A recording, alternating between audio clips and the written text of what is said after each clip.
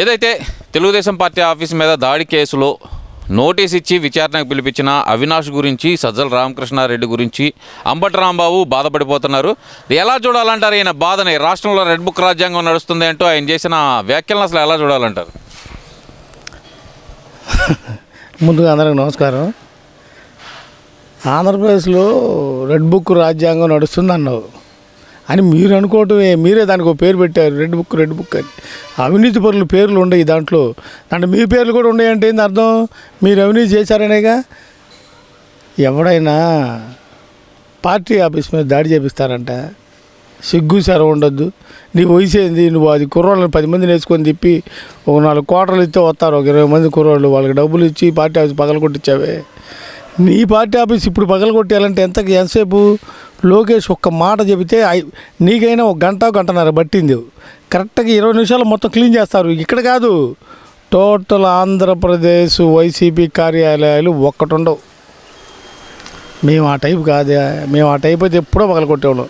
సజ్జల రామకృష్ణారెడ్డి, నువ్వు చేయాల్సిన డ్యూటీ నువ్వు చేయి. చిన్నపిల్లలు రెచ్చగొడతావు. అల్ఖైదా వాళ్ళు కనుక హైదరాబాద్ వచ్చి కుర్రోళ్ళని చెడగొట్టినట్టు లాస్ట్ వాళ్ళు పారిపోతారు, నువ్వు కూడా వెళ్ళిపోతావు. కుర్రోళ్ళే నాశనం అయ్యేది. నువ్వేదో డబ్బులు ఇచ్చి ఆశపెట్టి తీసుకొచ్చి చేస్తున్నావు. మీకు నోటీస్ ఇచ్చారని ఫీల్ అవుతున్నావా? అయ్యా నువ్వేమన్నా తిరుపతి గుడి చైర్మన్ అయిందని మంచి పనులు ఏమైనా చేసావేంది? మొత్తం కొంపలు కూల్చే పనులేగా చేసింది. మరి ఉగ్రవాదులతో పోల్చడం అంటే దారుణం కదండి. ఒక పార్టీలో ఉన్న వాళ్ళని ఉగ్రవాదులతో పోల్చడం అంటే నీకు కరెక్టే నువ్వు చెప్పింది. ఉగ్రవాదులు ఒకటే పని చేస్తారు. అవతల పోషించే వాళ్ళు ఉంటే వాళ్ళ డబ్బులు తిని యుద్ధం ఎలా చేయాలనేది నేర్చుకుంటారు. అంతమటుకే వాళ్ళ డ్యూటీ. ఈ కుట్రలు, కొంపలు కూల్చే పనులు, ఆడవాళ్ళని ఇటు నుంచి అటు పంపించే పనులు, ఇట్లాంటి లంగా పనులు చేయరు వాళ్ళు. ఒక యుద్ధమే చేస్తారు ఉగ్రవాదులు. వాళ్ళే బెటర్ నీకన్నా. అంటే అన్ని పనులు చేస్తున్నారంటారా మరి సజ్జల రామకృష్ణారెడ్డి లాంటి వాళ్ళు? ఏమైనా మొన్న వైకుంఠపురం పోయారు, బాపట్ల బీచ్కి పోయారంట. మరి ఏడాడో తిరుగుతున్నారు. జనాలు అందరూ అనుకుంటున్నారు ముందు కాగితం అని మనకి వెనక. అయ్యా ఇవన్నీ ఓకే. ఏంటి సినిమా చూపిస్తానంటున్నాడు జగన్మోహన్ రెడ్డి మీ అందరికీ?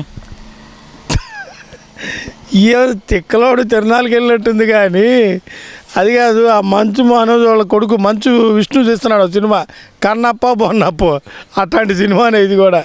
సిగ్గుండాలి అసలు. నువ్వు ఏం సినిమా చూస్తావు జగన్మోహన్ రెడ్డి? ఒక్కసారి అనుకుందాం కానీ. నువ్వు తీస్తావు, మేము చూస్తాం. ఒక పోటే పాత రోజుల్లో ఎన్టీఆర్ సినిమా ఒకటి వచ్చింది, జోడిడ్లు ఎకరం నేలని. అది ఒక షో.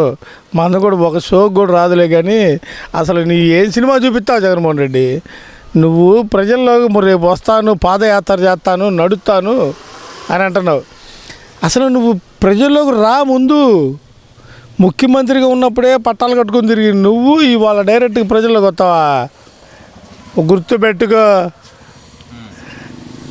నువ్వేదో జనాల్లో భయపెట్టి షో చేసి వద్దాం అనుకుంటావు నువ్వు జగన్మోహన్ రెడ్డి.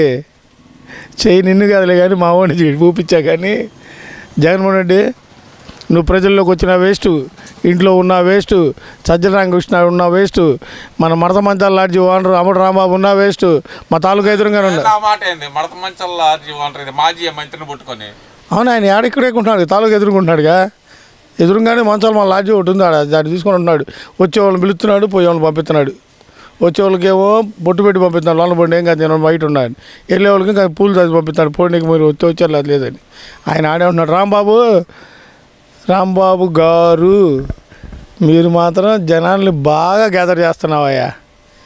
ఎప్పుడూ ఒక 20 మందిని వేసుకొని తిరుగుతున్నావు. 20 మంది కూడా బాధితులే. నీ అమ్మటుండే వాళ్ళందరూ బాధితులే. నువ్వు వీళ్ళందరిని వేసుకొని తిరుగుతున్నావు. నేను కొద్దిగా ధైర్యంగా ఉంటానని. రేపు నిన్నే వేస్తారా 20 మంది ఉండరు. రాంబాబు గారు, నీ చిట్టా ఇంకా బయటికి రాలా. ఇక్కడ ఉంది నీ చిట్టా. ఆ చిట్టా వచ్చినప్పుడు రెడ్ బుక్ అంటే ఏందో, నువ్వు రెడ్ బుక్ అని అంటున్నావుగా. అవి చేస్తారు. నువ్వేం తొందరపడవలసిన పని లేదు. నీకు కూడా కోటింగ్ ఉండిద్ది. నువ్వు అనుకుంటున్నావు చూడు వెనకమాల అమాయకుడు సజ్జల రామకృష్ణారెడ్డికి ఇచ్చారు, కాగితం ఇచ్చారు. ఎవడా సజ్జల రామకృష్ణారెడ్డి? మీ ఎమ్మెల్యేనా? మీ ఎంపీనా? ఎవరు మీ దగ్గర ఏం చేశాడా? ఎవరు ఆయన ఎవరు? సజ్జల రామకృష్ణారెడ్డి పట్టుకుంటే ఆయన సాక్షి పేపర్లో అటెండర్. ఆయన నువ్వు రిపోర్టరు. ఆయన తెచ్చి ఏదో కాసిన మాటలు మాట్లాడతాడని చెప్పి మంచి రాస్తున్నారని చెప్పని మీరు ప్రభుత్వ సలహాదారు పెట్టుకున్నాడు. వాడిని పట్టుకుంటే నీకేమైందా? ఆయన పెద్ద గౌతమ బుద్ధుడిలాగా ఆయన పిలిచారు, నోటీస్ ఇచ్చారు, ఆయన పిలిస్తే నీకేమైంది? నీకు ఇస్తారు రాంబాబుండు, ఏమైనా నోటీసు నీకు కూడా ఇస్తారు. ఇప్పుడు చూసావుగా అందగాడిని తీసుకెళ్ళారు, లోన తోమారు గన్నవరం. అమ్మ జగన్మోహన్ రెడ్డి గారు, మీరు మొనగాడ కమ్మగా ప్రశాంతంగా ఏదో వారానికి ఒకసారి పెయింట్ వేసుకొని చక్కగా మీసాలు కట్ చేసుకొని తిరిగి ఓడి తీసుకెళ్ళి అందగాడు బొందగాడు అని చెప్పి అన్నారు. ఆడిని వేశారు. ఆడేవో ఈము పక్షిలాగా ఉన్నాడు. ఇప్పుడు బొచ్చు మొత్తం పీకిన కోళ్ళలాగా. అసలు మీరు నిజంగా నేను అనుకోలేదు అట్టగా. నిజంగా అందగాడే జగన్మోహన్ రెడ్డి చెప్పినట్టు. కొద్దిగా మా తెలుగుదేశం ఉన్నంతకాలం అందగా ఉన్నాడు. అటు పోయిన తర్వాత వాళ్ళ ఒత్తిడికి టెన్షన్కి వెంట్రుకలన్నీ నరిసిపోయి, ఇప్పుడు మన నాటుకోడి అయితే రంగులు ఉంటాయి, ఫారం కోళ్ళు ఉంటాయి, బొచ్చు ఒకే రకం తెల్లగా ఉంటాయి. అట్లా తయారై మీరు మందగాని తీసుకెళ్ళి ఎట్ట చేశారయ్యా జగన్మోహన్ రెడ్డి? అంతే అందంగా చేసింది. వాడు అవతారం చావా. మా మలేరియా రోగం వచ్చిన వాళ్ళలాగా ఉన్నాడు చూడు, కుంటుతున్నాడు. రైటా రాంగా అని తొక్కుడు పిల్ల ఆట ఆడుతున్నాడు చూడు.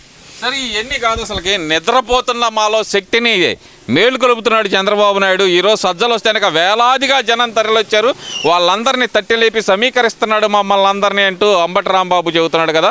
ఈ నిద్రపోతున్న వాళ్ళందరినీ తట్టి లేపి సమీకరిస్తే కనుక ఆనందపడాల్సింది పోయి ఎందుకు బాధపడుతున్నాడు అనుకోవాలంటారు? సజ్జలు రామకృష్ణారెడ్డి అయితే జనాలు గుంపులుగా వస్తారా? ఇదేమైనా మస్తాందరగా ఉరుసు అనుకున్నావు ఏంది? ఈయన మస్తానయ్యా, సిగ్గుండాలి. ఎమ్మటి వచ్చేది 11 మంది. అయ్యా సజ్జల రామకృష్ణారెడ్డి గారు 11 మంది కూడా రాడు, కానీ ఒక్కటి అంబటి రాంబాబు ఒకడు ఉంటాడు. తెనాలి సైదా బ్యాడ్ మేళం అని ఒకటి ఉండిద్దిగా, అట్టానే నీ వెనకాల ఊతా తిరుగుతాడు. ఏదో ఖర్చుల కన్నా వస్తాయి డబ్బులని. నీ ఎమ్మటి వచ్చేది అంబటి రాంబాబు తప్ప ఎవడు రాడు. ఒక్కడైనా ఉంటాడు, మంచోడైనా చెడ్డోడైనా అంబటి రాంబాబు ఉన్నాడు. ఈ 11 మంది వస్తారు నీకు. సజ్జల రామకృష్ణారెడ్డి గారు, నీకు ఇప్పుడే మొదలైంది. నీకు నీ కొడుక్కి అందరికి మొదలైంది. జగన్మోహన్ రెడ్డి గారు ఒక్కడు గుర్తుపెట్టుకో, ఈ ఎన్నోసార్లు చెప్పున్నా నేను, ఈ సన్నాసులను వదిలేయమని. నువ్వు వదలవు, వాళ్ళు నిన్ను వదలరు. వాళ్ళు నువ్వు హాయిగా ఎందుక మీకు రాజకీయాలు ప్రశాంతంగా ఏదైనా వ్యాపారం చేసుకోక. వ్యాపారం అంటావేంది? అసలు నా వ్యాపారాలన్నీ మా అమ్మ పేరు మీద ఉన్నాయి, మొత్తం నాకు కావాలని చెప్పి ఆల్రెడీ ఎన్సీఎల్టీలో కేసు ఎత్తే అమ్మ మీద ప్రేమ తగ్గిపోయింది, నాకు నా ఆస్తి నాకు తిరిగి కావాలని చెప్పి అడుగుతున్నాడు. మరి వ్యాపారం చేసుకోవడానికే మరి అడుగుతుంది మరి జగన్మోహన్ రెడ్డి. ఏదన్నా అయిద్దంటారా? వాళ్ళ అమ్మ మీద ప్రేమ ఉంది కాబట్టి అప్పుడు రాసి ఇచ్చాడు. ఇప్పుడు వాళ్ళ అమ్మ మీద ప్రేమ తగ్గింది. ఆయన ఇష్టమేగా, వాళ్ళకి ప్రేమలు అంతేనే, యాక్షనేగా. బాబాయ్ మీద ప్రేమ, ఎంపీలో ఎంపీ గెలిచిన దాకా చేశాడు అదే నియోజకవర్గంలో. తర్వాత ఆయన ఇటు వచ్చాడు, వాళ్ళ బాబాయిని లేపారుదింగాడు. అవసరం ఉన్న వాటికే వాడుకుంటాడు. ఇదిగో వైసీపీలో ఉన్న ప్రతి ఒక్కరు కూడా ఒకసారి గమనించండి. వాళ్ళ తల్లికి ఇచ్చిన ఆస్తి లాక్కున్నాడు, వాళ్ళ చెల్లికి ఇవ్వాల్సిన ఆస్తి ఇవ్వకుండా ఉంచాడు, వాళ్ళ బాబాయిని చంపేశాడు, సొంత చిన్నాన్న ఆయన కూతురును కూడా రోడ్డుని పడేశాడు. అరే వాళ్ళ మొత్తాన్ని వాళ్ళ ఫ్యామిలీనే రోడ్డును పడేస్తే మీరెందుకు చించుకుంటున్నారు నాకు తెలియగడుగుతా. మీరు ఎంత చించుకున్నా వేస్ట్, ఎంత యాక్షన్ చేసినా వేస్ట్. తగ్గిద్దయా, తగ్గిద్ది. ఇప్పుడు ఏంది ఆ ప్రేమ ఎప్పటి నుంచి తగ్గింది? ఎప్పుడైతే తల్లి చెల్లి దగ్గరికి పోయిందో అప్పటి నుంచి తగ్గింది. అప్పుడు తగ్గంగానే 2 టైర్లు వెళ్ళి ఆ అదృష్టం బాగుంది, రాజశేఖర రెడ్డి కాపాడాడు ఆమెను. మహానుభావుడు ఆయన. జగన్మోహన్ రెడ్డి తల్లిని నువ్వు చూసుకో, అంతేగాని అన్నీ తగ్గుతాయా? వాళ్ళు కొన్నదేమన్నా డొక్క. సీల్డ్ బండి కొన్నారు, సీల్డ్ బండికి 2 టైర్లు పేలిపోయినాయి. కానీ అది తప్పు జగన్మోహన్ రెడ్డి. డబ్బు శాశ్వతం కాదు, వీళ్ళెవరు శాశ్వతం కాదు. తల్లి రుణం తీర్చుకునే అవకాశం ఉన్నప్పుడు తీర్చుకో. ఈ డబ్బులు, ఈ సన్నాసి పోరంబోగు నాయాల మాటలని ఇంట్లో వాళ్ళని దూరం పెట్టబాక. నా అక్క చెల్లెమ్మలు అంటూ మాట్లాడే జగన్మోహన్ రెడ్డి మరి సొంత చెల్లి సొంత తల్లి ఆస్తి గురించే కోర్టుకి ఎక్కటాన్ని అసలు ఎలా చూడాలంటారు అసలు దీన్ని? అసలు షర్మిల గారు అయితే మేనకోళ్ళు మేనల్లుడు ఆస్తి తినడానికి చూస్తున్నాడు, ఈ దుర్మార్గుడు అని అయితే మాట్లాడుతుంది కదా. వైసీపీలో ఉన్న నాయకులకి ఇవన్నీ అవపడవా? ఏ కాడికి పొద్దు గూగుల్ రాబందుల్లో కాకులు అరిచినట్టు అరవడమే కానీ వాళ్ళ కుటుంబంలో జరుగుతుందే. అయినా మీలాంటి వెధవల్ని గేటు బయటే ఉంచుతారులే, వాళ్ళు లోపల రానిరు. మీరు ఎంత చించుకున్నా పార్కు దగ్గర హోటల్లో పనిచేసే వాళ్ళు ఎట్ట నిలబడ్డారు అట్లా నిలబడతావు కానీ బయట మిమ్మల్ని లోపలికి రానిరు. అయినా మీకు అంత లోపల తీసుకెళ్ళి మాట్లాడేంత సీన్ మీకు అవసరం లేదులే. కానీ మిమ్మల్ని ఎందుకు రానిస్తారు? జగన్మోహన్ రెడ్డి వాళ్ళ కుటుంబంలోకి వచ్చే అంత సీన్ ఎవడికి లేదు.